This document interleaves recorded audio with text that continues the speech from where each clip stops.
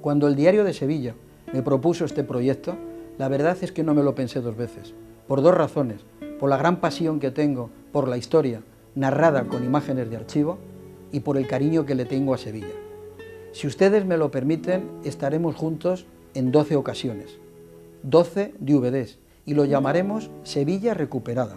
Utilizaremos imágenes de un gran valor, de archivo fílmico, y testimonios de esos hombres o mujeres que fueron de alguna manera protagonistas o testigos de nuestra historia, de la historia de los españoles, de los andaluces y, por supuesto, de los sevillanos.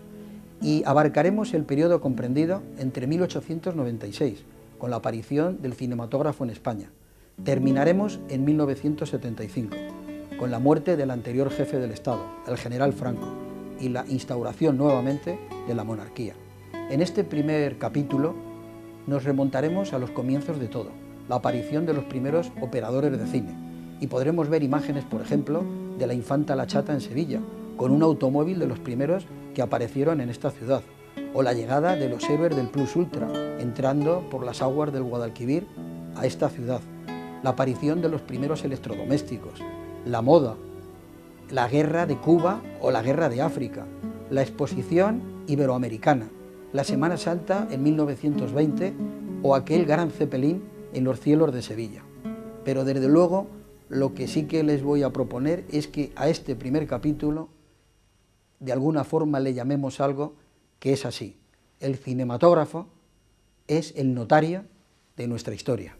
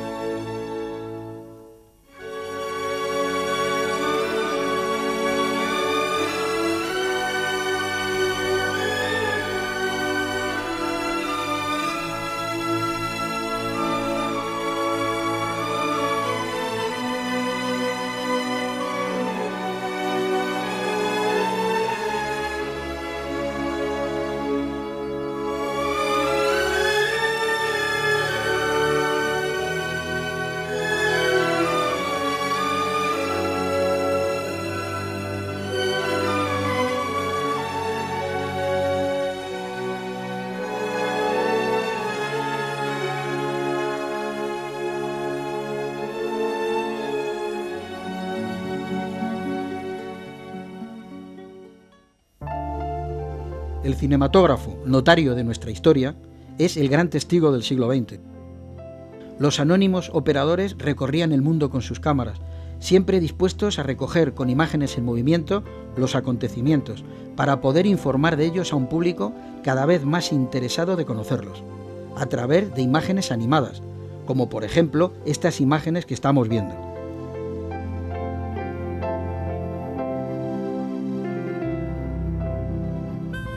Corría el año 1896 y un operador llamado Promio obtuvo permiso de la reina regente, doña María Cristina, para captar las evoluciones de la Guardia en el patio de la armería del Palacio Real y distintos ejercicios de la guarnición de Madrid.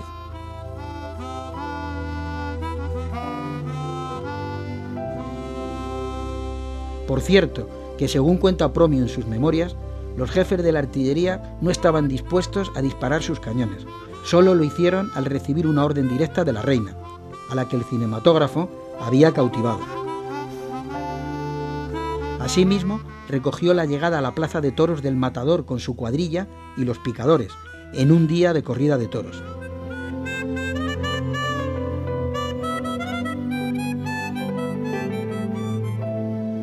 La regencia de doña María Cristina durante la minoría de edad de Alfonso XIII no fue fácil.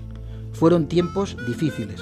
Cánovas fue el principal artífice de la restauración y había una gran inquietud social y abundantes fermentos revolucionarios de todo signo.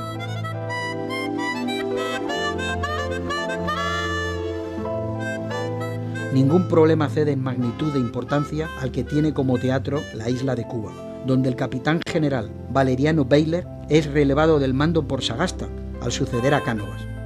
Antiguas son las aspiraciones de independencia de los cubanos, que libraron una guerra de 10 años contra España que terminó en 1878, volviendo otra vez la guerra en 1895, guerra que no todos los españoles deseaban. Cuando Sagasta, a finales de 1897, promulga una constitución autónoma para Cuba, la medida llegó con retraso. Los cubanos querían ser un Estado independiente y luchar por separarse de España.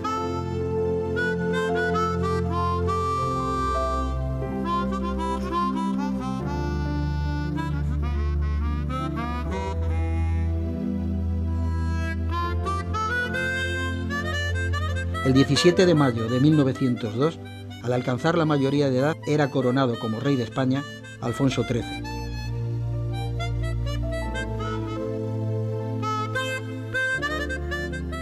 Este es el aspecto de las calles y sus gentes en aquella época.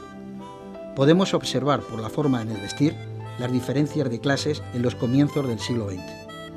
También podemos ver el Palacio de las Cortes en aquella época, donde todavía habrán de escribirse muchas páginas del libro de nuestra historia, y un jovencísimo todavía y soltero, Alfonso XIII, parándose con su comitiva para encenderse un cigarrillo.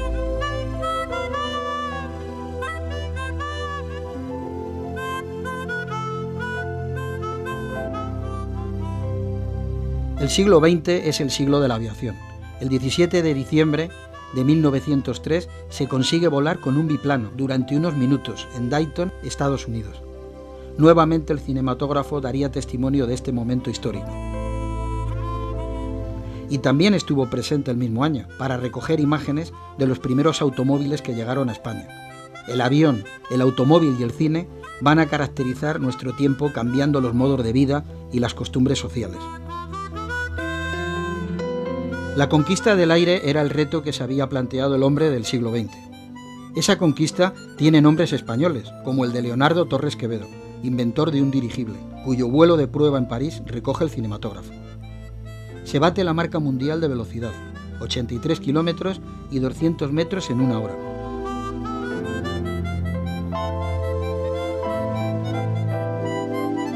En 1909, la agresión de unas cávilas moras al ferrocarril de unas minas obliga al general Marina a emprender la campaña de Melilla.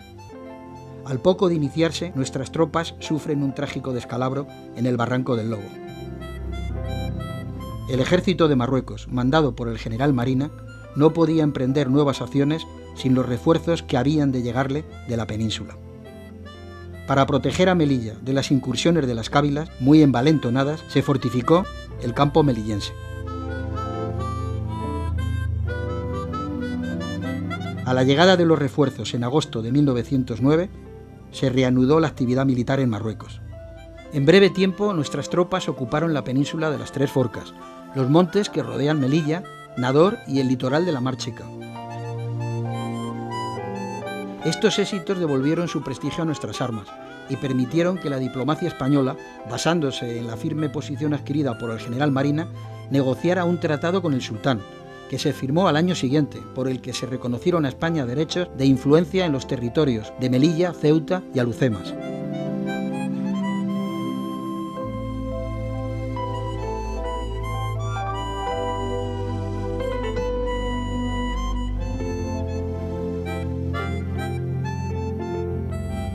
Una nueva figura comienza a despuntar en el mundo del toro, Juan Belmonte, que ya de novillero era aplaudido por su temeridad y arrojo, y era considerado por los aficionados de entonces como el renovador de la fiesta nacional.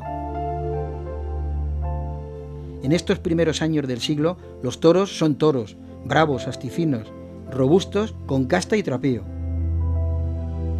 Belmonte impuso un estilo distinto, poco o nada visto hasta entonces, un toreo en el que el matador mandaba sobre el astado.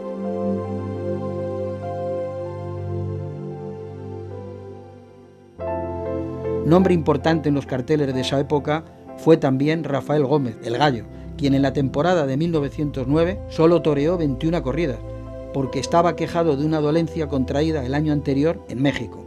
Su hermano José, captado junto a él por la cámara, aún novillero en estas fechas, se hizo famoso con los sobrenombres de Gallito y Joselito. La rivalidad de Joselito con Belmonte apasionó a los aficionados de aquella época. Artista de especiales condiciones, Joselito destacó por igual con la capa, las banderillas o la muleta, y también a la hora de matar, aunque los belmontistas le reprochaban que le duraban poco los toros.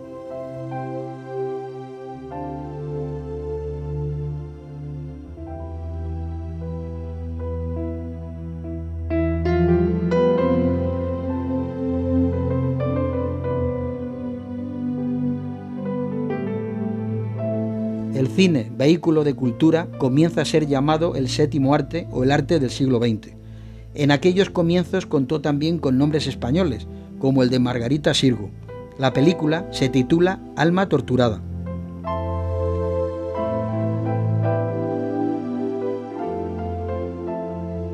Esta otra producción española se titula El Golfo. Son sus protagonistas Irene López Heredia y Ernesto Vilches.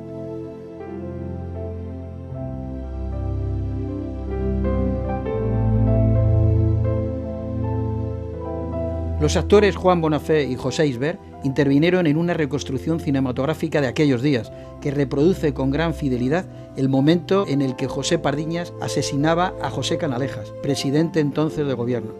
El asesino, después de disparar contra el presidente, se suicida pegándose un tiro. Era el 12 de noviembre de 1912. El magnicidio conmovió a España entera. Todos los sectores políticos se unieron al duelo y una gran multitud desfiló por la Capilla Ardiente, instalada en el Congreso de los Diputados.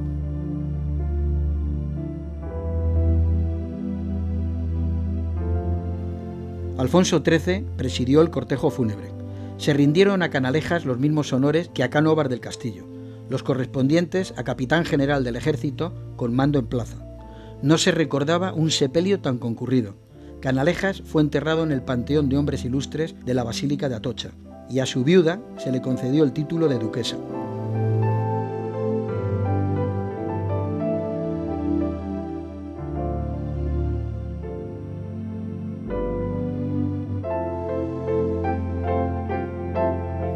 Estalló la Primera Guerra Mundial y España se apresuró a declararse neutral.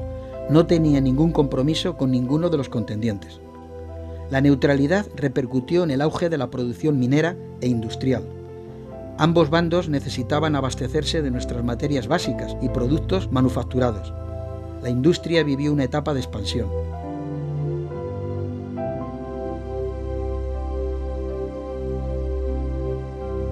El campo español se convirtió en el granero de los beligerantes, cuyas cosechas disminuyeron por causa de la guerra, y aparecieron acaparadores, especuladores, contrabandistas y otros aprovechados.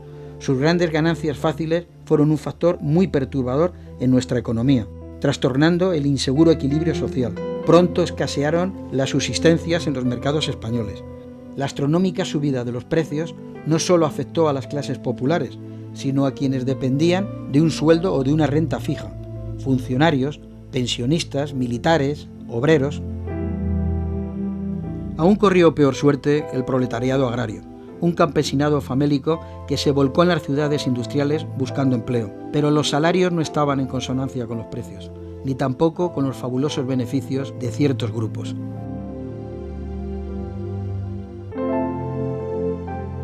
El temor a los atentados anarquistas hizo extremar las precauciones a las autoridades de aquella época, como fue el caso de la infanta Isabel, la popular chata, que visitó Sevilla para inaugurar un patronato obrero de casas baratas.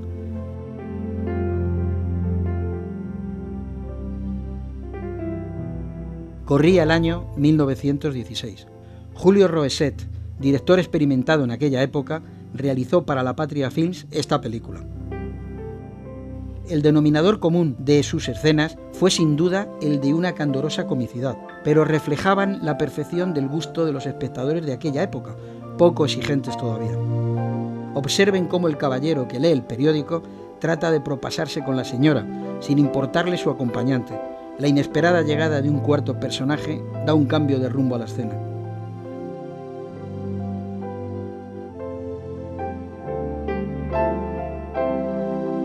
El director no reparaba en gastos. La pareja de recién casados emprendía su viaje de bodas en un automóvil que ya quisieran hoy muchos coleccionistas. A veces Julio Roeset se sintió tentado por el melodrama, como en El abandono, película folletinesca de la época.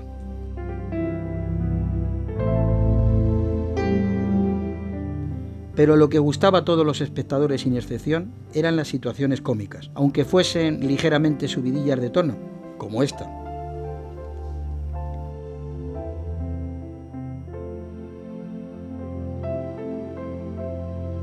La obsesión de los directores de cine en aquel tiempo era la acción. Exigían mucho dinamismo a los actores. Los cineastas de aquella época decían que el cine era el arte del movimiento.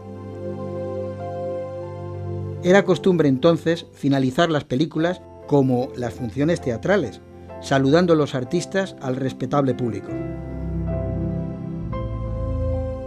La Guerra de Europa supuso la mayor concentración de material bélico que se había visto nunca. Aparecieron nuevas armas de combate, la aviación,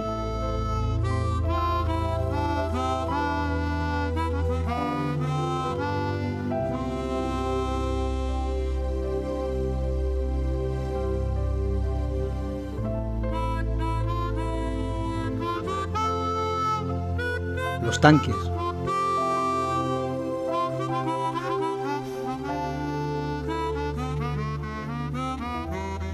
los gases, los lanzallamas. En el verano de 1917, la contienda entró en su fase final.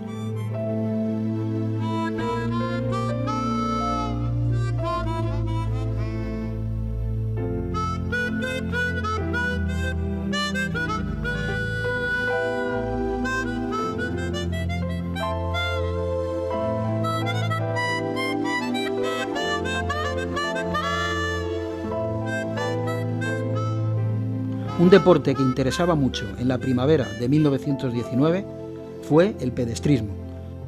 Aparecieron nuevos valores entre los jóvenes atletas de aquella época. Juan José Martínez, Marcos Rivero y Jesús Fontana. También por aquella época comenzaron a interesar las carreras de automóviles.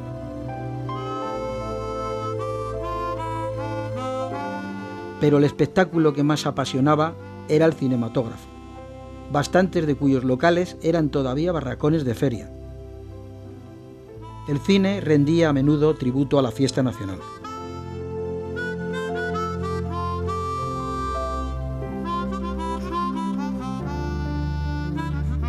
Esta película se basa en el éxito del cuplé El Relicario, creación inimitable de Raquel Meyer, dirigida por Ricardo Baños.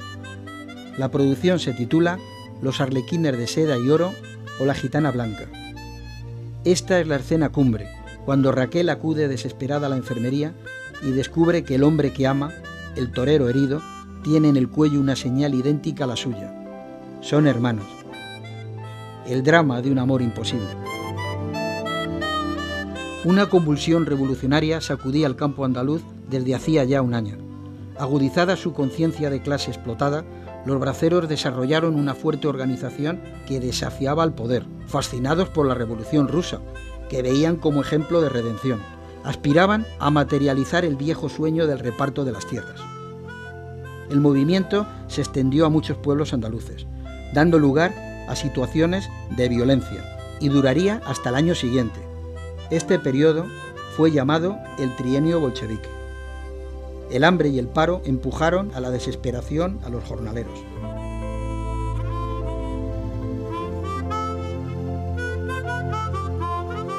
En Versalles, vencedores y vencidos llegaron a un acuerdo. Clemenceau consiguió imponer sus condiciones a los alemanes. El 28 de junio de 1919, a las 3:30 de la tarde, se firmó el Tratado de Paz. Todos cuantos presenciaron el acto, en el Salón de los Espejos, tuvieron conciencia de estar viviendo una jornada histórica. Clemenceau proclamó: se han tomado todas las precauciones y garantías. La paz será duradera. Bella ilusión. Clemenceau se equivocaba, pero no lo sabía. Bien es verdad que no era el único en creerlo, al ver las firmas de los delegados germanos en la última página del tratado.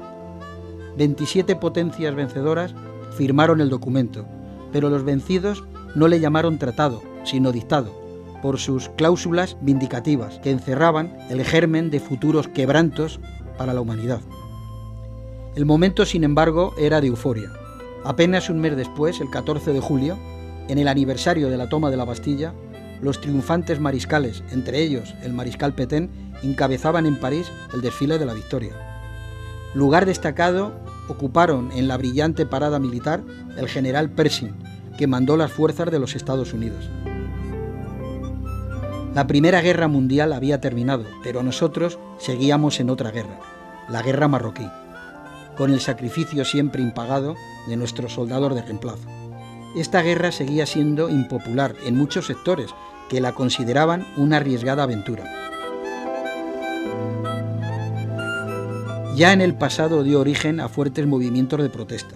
A menudo se unieron parlamentarios de derechas e izquierdas para votar contra los créditos pedidos por el gobierno, para poder aumentar efectivos o modernizar el armamento. Como la ocupación duraba ya una larga veintena de años sin resultados apreciables, solo una minoría de africanistas aprobaba la política colonial. José Gómez Ortega, Joselito, desembarcó en Cádiz el día de San José de 1920. Comenzó la temporada española el 4 de abril en su Sevilla natal. El menor de la casta de los gallos, ídolo de multitudes y coloso de los ruedos, se presentaba ante un público incondicional, del modo más brillante. Los críticos de la época estimaron que el torero había vuelto de América más seguro y afinado que nunca. Aquella temporada prometía ser la cumbre de Joselito. Antes de mes y medio llevaba toreada más de 20 corridas.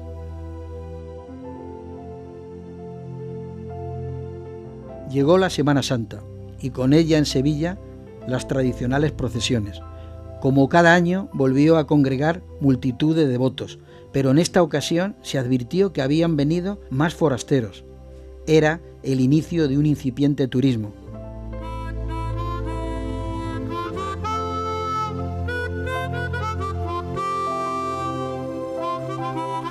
Deseoso de alejarse de Madrid, donde no tuvo éxito en la corrida de San Isidro, Joselito se ofreció a torear en la Feria de Talavera de la Reina, el 18 de mayo de 1920. Esta plaza tenía para él recuerdos sentimentales. La inauguró su padre, Fernando Gómez García. Alternaban con Joselito en el cartel su cuñado, Ignacio Sánchez Mejías, su hermano, Rafael el Gallo y Larita. Joselito advirtió que a causa de algún golpe recibido en la dehesa, el toro veía de lejos, pero no de cerca, por lo que lo toreó más con la voz que con el capote. En el último tercio, cuando ya Bailaor parecía dominado, se arrancó con inesperada violencia. Joselito le ofreció la muleta, pero el bicho fue derecho al bulto. El apunte de Ricardo Marín es trágicamente expresivo. La cornada fue mortal. Bailaor había matado a Joselito.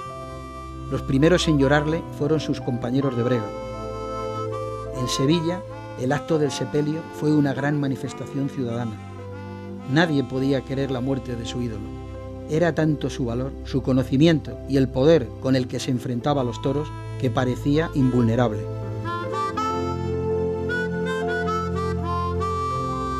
La prensa dijo que Joselito había muerto sin hacer testamento y calculaba que desde 1908 había reunido un capital de 3 millones de pesetas de aquella época, 14 caballos de monta, valiosísimas alhajas que no usaba y una casa.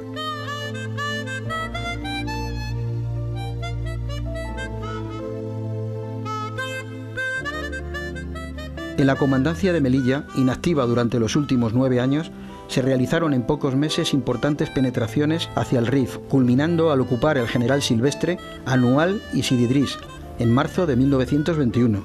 Semanas después, Silvestre adelantó sus líneas hasta Abarrán e Higueriben. La posición de Abarrán se la disputó su enconado enemigo Abdelkrim, quien logró reconquistar la posición y quedó al acecho de asestar nuevos golpes, hostigando sin cesar nuestras líneas. A mediados de julio, las defensas españolas del sector de Anual comenzaron a ser desbordadas por las cávilas de Abdelkrim. Fue una acometida que no pudieron contener las sucesivas columnas españolas. Para intentar restablecer la línea, acudió al frente el propio general Silvestre, con todas las fuerzas de que disponía. Silvestre no consiguió socorrer Higueriben. Desde más allá del río Nécor, llegaron los refuerzos rifeños de Abdelkrim, volcándose incontenibles por un terreno cuyos defensores solo lo cedieron con la muerte. Anual quedó cercado. Abdelkrim preparó el asalto final. Sabía que las tropas sitiadas, muy desgastadas por los combates anteriores, ya no podían contar con la ayuda exterior y que carecían de agua y municiones para soportar un asedio. La jornada definitiva fue el 22 de julio. El desenlace fatalmente adverso. La caída de Anual permitió que Abdelkrim ocupara las regiones de Beni Ulisek y Beni Said, anulando cualquier intento de resistencia. Los periódicos de la época lanzaron a la calle ediciones especiales. Se confirmaba que el general Silvestre había muerto, y con él los coroneles Manella y Morales, el teniente coronel Manera, el comandante Hernández, el capitán Sabater y otros jefes y oficiales de su Estado Mayor. Al conocer la magnitud del descalabro sufrido en Melilla, vibraron todas las ciudades españolas.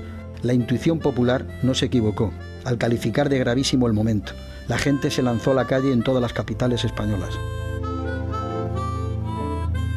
El domingo 24 de julio de 1921 atracó en el puerto de Melilla, procedente de Ceuta, el transporte Ciudad de Cádiz, con 4.500 soldados, al mando del general de brigada José Sanjurjo.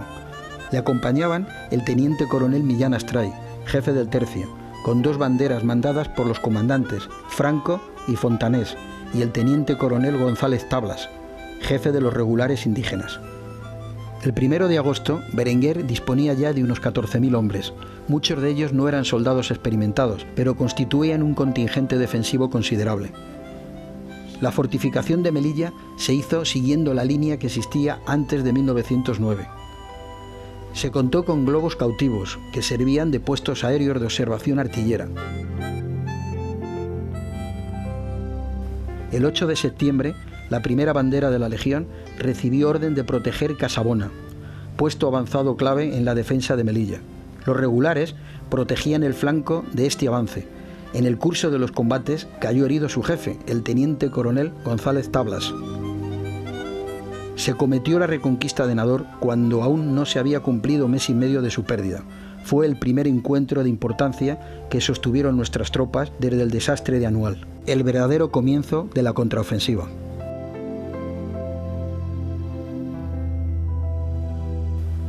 Cuando la primera bandera estuvo a la vista de Nador, el teniente coronel Millán Astray fue herido de un balazo en el pecho. El comandante Franco se hizo cargo del mando de la Legión.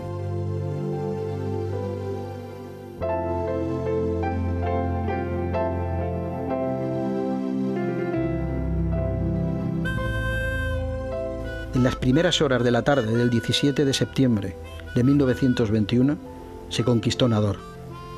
Los primeros en entrar fueron los legionarios, a quienes acompañaba un operador de Gomón que rodó estas imágenes. La reconquista de Nador franqueó la entrada a la región montañosa de Benisicar, donde endurecieron su resistencia los rebeldes.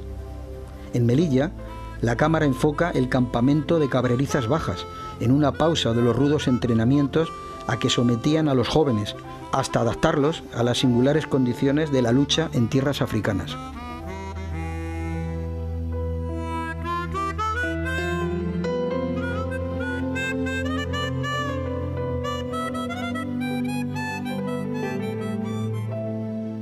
La producción de la electricidad en España alcanzaba en aquel año de 1924 un total de 1.500 millones de kilovatios hora. La llegada de la energía a centros industriales que antes carecían de ella modificó notablemente amplios sectores económicos que se modernizaron en aquel año. Se electrificaron algunos talleres y en parte la agricultura.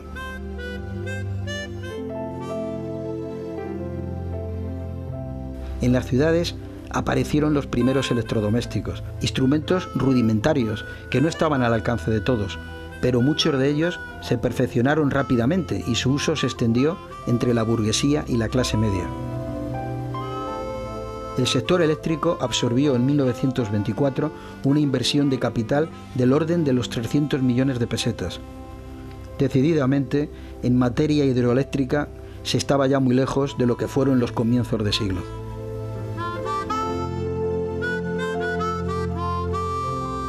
Año 1925. La guerra de África continuaba y se combatía con más intensidad que nunca. Se luchaba para ensanchar la brecha de Alhucemas, penetrando hacia el corazón del Rif.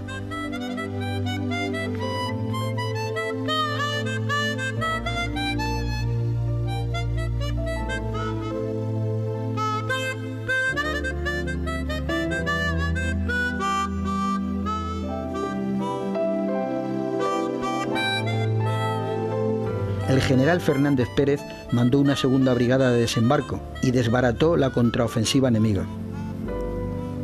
Las alturas de Masmús y Morroviejo fueron atacadas frontalmente por los legionarios del coronel Franco, que conducía personalmente a la 6ª y 7ª banderas del tercio.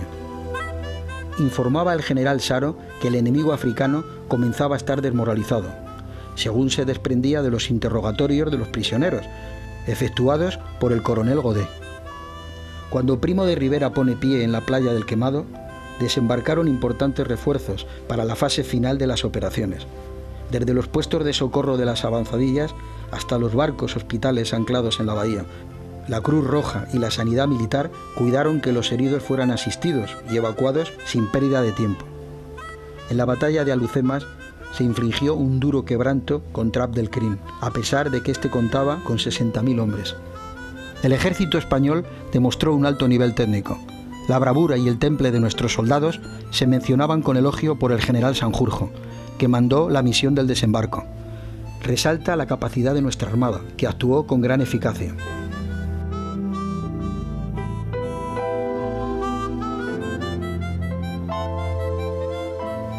Era el año 1926 y el modisto Paul Poiret dictaba la moda desde París. Sus modelos causaban sensación al exhibirse, y como las cámaras de cine estaban presentes en el desfile, pronto se supo hasta el último rincón de la tierra que la falda larga había terminado y que los detractores de la falda corta habían perdido la batalla, porque todavía se cortaría más. El crucero Buenos Aires, que traía a España a los aviadores héroes del Plus Ultra, entró por el Guadalquivir para inaugurar el puente Alfonso XIII de Sevilla. Era el 5 de abril de 1926. Franco, Ruiz de Alda, Durán y Rada deseaban regresar a España en vuelo, pero se les denegó el permiso por no exponerlos a nuevos riesgos. Cuando tras elevarse las plataformas móviles del puente, el Buenos Aires rompió con su proa la cinta inaugural, la muchedumbre de sevillanos que llenaba ambos márgenes del río prorrumpió en aclamaciones y vítores. Una flotilla de submarinos llegada de San Fernando escoltaba al crucero argentino.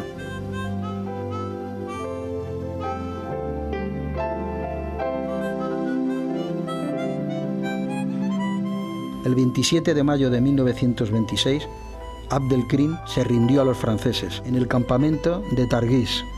Francia había prometido el perdón al cabecilla y meses después lo embarcaron a bordo del navío Labda, rumbo a la isla de la Reunión. Allí tuvo una vida apartada y hogareña, rodeado de su familia, sin otros contactos con el exterior que los autorizados por el gobierno francés. Cuando este reportaje se proyectó en España, causó indignación el trato que recibió Abdelkrim, ya que todavía no se había esclarecido la suerte que habían corrido nuestros desaparecidos.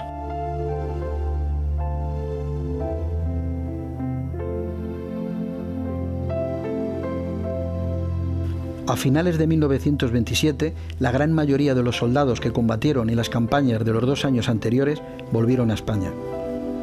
En Melilla, los primeros repatriados son los de artillería, 2.000 de la comandancia y 1.200 del régimen mixto. El Jesús del Gran Poder era un avión de tipo Breguet, íntegramente fabricado en España, con motor hispano-suiza y fuselaje construido en la factoría de Getafe. La madrina del aparato fue la reina Victoria Eugenia y sus pilotos, los capitanes Ignacio Jiménez y Francisco Iglesias. La bendición fue el 28 de abril de 1928, efectuándose desde entonces importantes vuelos de prueba. El vuelo final se emprendió el 24 de marzo de 1929, partiendo de la base de Tablada, en Sevilla. Jiménez e Iglesias pretendían, sobrevolando el Atlántico, batir la marca mundial de distancia, que ostentaban desde el año anterior los italianos Ferrerín y Del Pret. probarían al menos la eficacia alcanzada por la ingeniería aeronáutica española, ya que hasta el último tornillo del Jesús del Gran Poder era español. El dibujante Martínez de León decoró el fuselaje del avión. Para el despegue fue preciso alargar la pista del aeródromo de Tablada. El avión cruzó el Atlántico a un promedio de 200 km/h. Por los vientos contrarios se vio obligado a aterrizar en Bahía el 26 de marzo, llegando 2 días después a Río de Janeiro. 20 horas empleó en el salto del océano, estableciendo correctamente el rumbo con el cálculo astronómico, pero no se batió la marca de Ferrerín y del Pret. Visitaron al aviador portugués Gago Coutinho, que 6 años antes había cruzado el Atlántico desde Lisboa a Brasil en hidro. El periplo americano del Jesús del Gran Poder se prolongó visitando diversos países. Este es el recibimiento a los aviadores en Buenos Aires, en el aeródromo de Palomar. Era la tarde del 4 de abril de 1929. El avión procedía de Montevideo. Empleó 40 minutos de vuelo para salvar la distancia entre las dos ciudades. Estaba todavía fresco el recuerdo del vuelo del Plus Ultra y por eso los pilotos del Jesús del Gran Poder fueron acogidos calurosamente en ambas orillas del Río de la Plata. En Buenos Aires les saludó el escritor Ramiro de Maeztu, embajador de España. En el año 1929 se alcanzó la fase final de un ambicioso proyecto que había comenzado en 1926 con la creación del Patronato del Circuito Nacional de Firmes Especiales, que emprendió el trazado de 7.000 kilómetros de nuevas carreteras. España empezó a contar con una red moderna de carreteras apta para el tráfico de camiones y automóviles. Con esta empresa, España comenzaba a salir de un enorme atraso.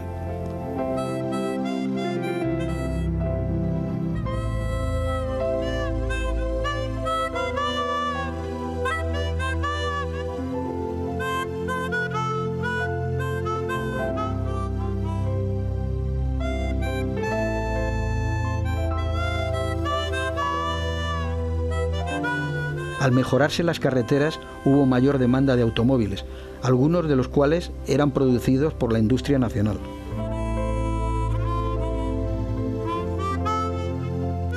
También se impulsaron inversiones estatales en el sector ferroviario. Esta es la fábrica Escoriaza, dedicada a fabricar vagones. Se remozó gran parte del material móvil, que era muy anticuado e incómodo.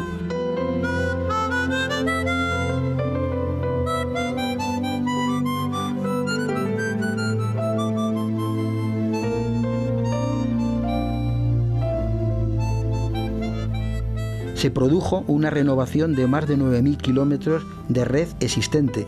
Se electrificaron algunas líneas y se introdujeron mayores comodidades para los viajeros, sobre todo en la primera clase, como los vagones Pullman y los coches restaurantes, puestos en circulación por estas fechas.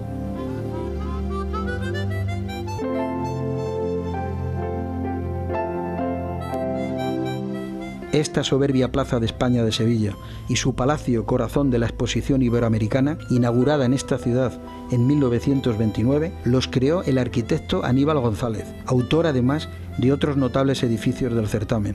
Este hombre, desgraciadamente, no logró presenciar la inauguración de la obra a la que se había consagrado con tanto entusiasmo.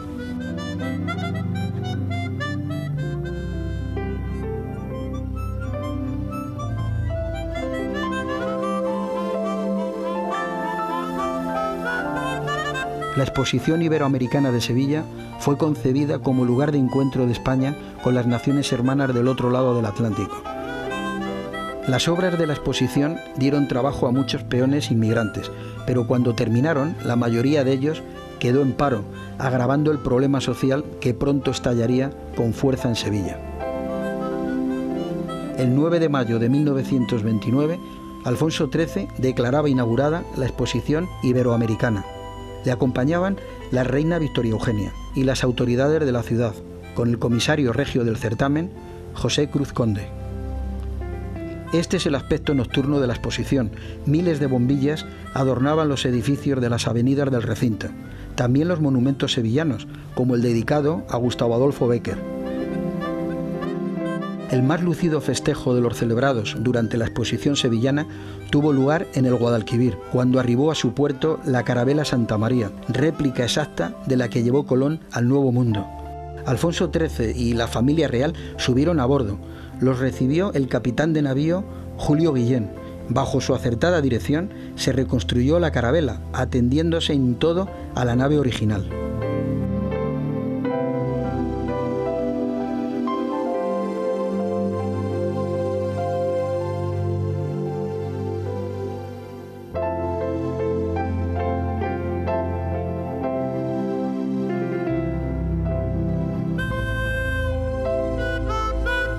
Desde 1926, la Unión de Picadores de Toros de España venía pidiendo que se aplicaran modos eficaces para proteger a los caballos durante la lidia. Deseo compartido no solo por los aficionados, sino también por el público en general. A todos preocupaba que la lidia se convirtiera en un bárbaro espectáculo durante el tercio de varas. Muchos aficionados, algunos de alto porte intelectual como Ortega y Gasset, aun siendo entusiastas de la fiesta, no dudaban en vituperar las trágicas escenas cuyos protagonistas eran los caballos de los picadores, y reclamaban medidas protectoras. Una minoría de aficionados se opuso alegando que la fiesta perdería pureza estética si los caballos aparecieran rodeados por los faldones de los petos. Ya en la Feria de Abril, en Sevilla, se vio que un primer intento de utilizar petos defensivos levantó encendidas polémicas. Por ello, se elogió al gobierno de Primo de Rivera cuando, a instancias de la Unión de Picadores de Toros, zanjó la cuestión. Se suprimiría para siempre la carnicera barbarie de los ruedos. Una comisión técnica nombrada por el gobierno examinó los 10 modelos de petos que se presentaron a concurso. Unos entorpecían los movimientos del caballo, otros los del picador, y casi todos protegían escasamente a ambos. Pero se diseñaron nuevos modelos en los que se introducían ciertas modificaciones, y de ellos se eligieron 5 para probarlos en la novillada que se celebraba el domingo de Piñata. Ese día, 6 de marzo, el ganado era de Moreno Santa María. Los diestros, Gitanillo, Susanit y Corpas. El tiempo no acompañaba y los novillos tampoco. En cuanto a la prueba, no fue satisfactoria, pero el señor Bazán, director general de seguridad, anunció que se seguirían estudiando otros modelos hasta encontrar el más adecuado. Acontecimiento destacado es la visita del Zeppelin a Sevilla, el 16 de abril de 1930. El gobierno español había concedido al alemán un mástil de amarre en el aeródromo de Tablada, escala indispensable en el servicio de vuelos regulares entre Alemania y Estados Unidos. Alfonso XIII acudió a recibir el vuelo inaugural. El Zeppelin medía 293 metros de largo por 30 de diámetro. Llevaba 5 motores de 500 caballos cada uno y su velocidad máxima 125 km/h. Embarcaron en el dirigible para cruzar el Atlántico los aviadores Quindelán y Gallarza, el directivo del aeródromo sevillano Luis Echevarría y la señorita Josefina Duro, con su doncella Generosa García. El precio del pasaje fue de 1000 marcos oro. En aquel año de 1930 apareció el cine sonoro. Para la industria española del cine, el momento era crítico, no podía quedarse rezagada, debía de ir con el progreso, pero los capitalistas se mostraban reacios a invertir las enormes sumas que requería el nuevo procedimiento. Los primeros ensayos del registro sonoro se hicieron a mediados de 1930. Antonio Graziani importó un equipo melodión, con el que rodó la actuación del cantaor Matraco y su guitarrista.